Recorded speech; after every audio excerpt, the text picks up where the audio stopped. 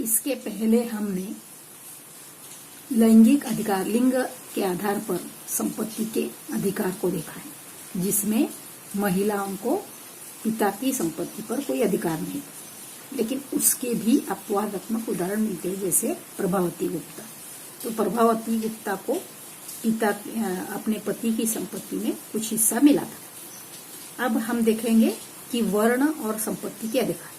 तो वर्णों के आधार से संपत्ति के अधिकार विभाजन करना है, तो उसमें हमें दिखाई देता है कि पहले तीन वर्ण जो है, ब्राह्मण, क्षत्रिय और वैश्य, उनको संपत्ति अर्जित करने के बहुत सारे अवसर थे, लेकिन शूद्रों को केवल दूसरों की सेवा करना यह उनकी जीविका का साधन था। इस वजह से ब्राह्मण और क्षत्रिय जैसे किंग्स होते हैं, they were also rich, and ब्राह्मण जिसमें प्रीस्ट होते थे, वे ब्राह्मण बहुत रिच होते थे।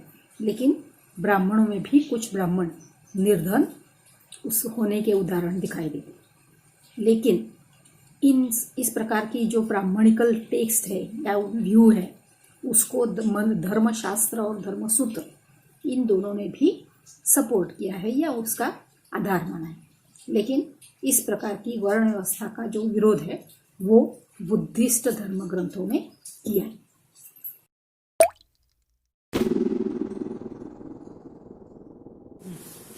An alternative social scenario sharing wealth. इसके पहले हमने संपत्ति का और वर्ण का संबंध देखा। अभी क्या है कि इंसान का स्टेटस मीन्स उसकी प्रतिष्ठा वो भी संपत्ति से जुड़ी होती। जैसे जिसके पास बहुत सारी संपत्ति है और ऐसे ही लोगों को समाज में प्रतिष्ठा मिलती थी, लेकिन जो उनकी तुलना में, उनके कंपैरिजन में उनके पास कम संपत्ति है, ऐसे लोगों को समाज में कम प्रतिष्ठा थी। इसका मतलब है कि ऐसे रीच पर्सन्स या जो अमीर व्यक्ति थे वो समाज को क्या करते थे, डोनेशन देते थे और अपनी संपत्ति को शेयरिंग करते। अब इन सभी बातों का वर्णन जो है ये एंशंट तमिलक्कम नाम के ग्रंथ में आया है। अब 2000 साल पहले ऐसे कई चीफडम्स थे जिनके पास ऐसे बार्ड्स थे, मीन्स भाट थे और पोएट्स थे जो उनकी प्रशंसा करते, और उसी के साथ साथ तमिल संगम लिटरेचर में इसी प्रकार की कविताएं भी लिखी गई है, और इसी के द्वारा हमें उस काल के सामाजिक संबंधों के बारे में पता चलता है, और समाज में रिच और पुअर या अमीर और गरीब इनमें होने वाले डिफरेंसेस के बारे में भी पता चलता है।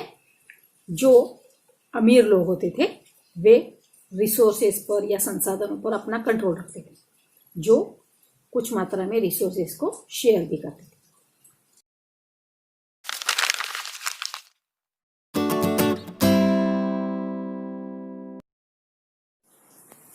बौद्धों ने समाज में फैली विषमताओं के संदर्भ में अलग अलग अवधारणाएं प्रस्तुत की। साथ ही समाज में जो अंतर्विरोध थे उसको नियमित करने के बारे में भी कुछ संस्थानों की आवश्यकता जो होती थी उस पर भी उन्होंने अपना व्यू रखा है। अब सुत्त पिटक नाम के एक ग्रंथ में एक मिथ है जिसमें कहा गया है कि प्रारंभ में मनुष्य पूर्णतया विकसित नहीं था, वनस्पति जगत भी अविकसित था और शांति के लिए सभी लोग एक साथ रहते। लेकिन कुछ समय पश्चात ये जो अच्छी व्यवस्था थी वो धीरे धीरे पतनशील होती चली और मनुष्य जो है वो दिन ब दिन लालची बनता गया, हिंसक बनता गया और कपटी बनता गया। मीन्स क्या है, ग्रेडी, विंडिक्टिव एंड डिसेटफुल।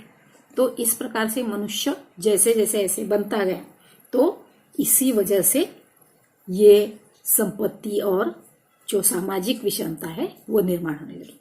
अब राजा के बारे में हम देखते हैं कि राजा का पद लोगों द्वारा चुना जाता था और राजा जो है लोगों से टैक्स वसूल करता था और उसके बदले में उनका संरक्षण करने का दायित्व राजा पर होता था। तो इस बात से हमें पता चलता है कि सामाजिक विषमताएं जो है वो समाज में प्रचलित थी।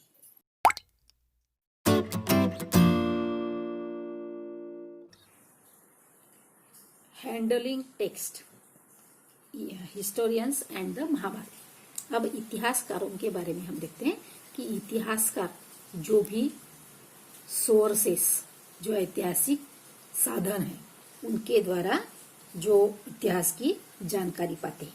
तो इसमें किसी ग्रंथ के बारे में अगर उनको जानकारी प्राप्त करनी है तो वो क्या देखते हैं, अलग अलग पहलुओं पर विचार करते हैं। जैसे ग्रंथ किस भाषा में लिखा गया है, वह पाली, प्राकृत, तमिल जैसी आम जनता की भाषा में बनाया गया है या संस्कृत जो केवल कुछ ही लोगों द्वारा बनाई जाने वाली भाषा है। दूसरी बात थी कि यह ग्रंथ जो है ये अनुष्ठानकर्ताओं के द्वारा पढ़े गए या उच्चारित किए गए मंत्र थे, या ये ग्रंथ जो है जिसमें केवल कथा कहानियां थी और उनको लोग पढ़ तथा सुन सकते थे।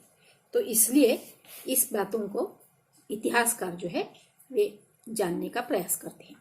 अब इसी के साथ साथ कुछ इतिहासकारों ने ग्रंथों का परीक्षण करते समय श्रोताओं की इंटरेस्ट पर भी ध्यान दिया है, या उनका कंपाइलेशन या कंपोजिशन जो है वो कहाँ पर हुआ है उस प्लेस के बारे में भी उन्होंने ध्यान दिया है।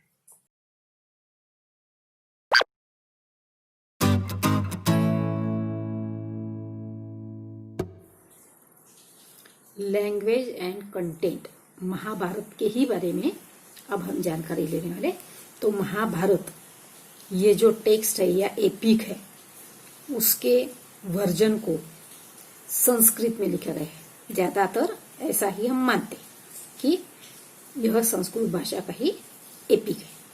उसी के साथ साथ यह ग्रंथ अन्य भाषाओं में भी लिखा है, लेकिन महाभारत की जो संस्कृत भाषा है वह इसके पहले के वेदास, जो 4 वेद है, और उसी के साथ साथ जो प्रशस्तियां लिखी गई है उनमें होने वाली संस्कृत से महाभारत की संस्कृत जो है वो थोड़ी इजी है, सिंपलियर है। और अब महाभारत के कंटेंट के बारे में हम देखते हैं। महाभारत का कंटेंट या विषय वस्तु जो है वो उसको 2 भागों में डिवाइड करते हैं, जिसमें एक आता है सेक्शंस, जिसमें स्टोरीज होती है। सेक्शंस का मतलब है आख्यान। अब इसी को नरेटिव कहा जाएगा, आख्यान के लिए नरेटिव शब्द है, तो जिसमें स्टोरीज है। और दूसरी बात है डिडैक्टिक। डिडैक्टिक का मतलब है कि उसमें जो समाज के नियम होते हैं उनको भी उन्होंने उसमें चित्रित किया है।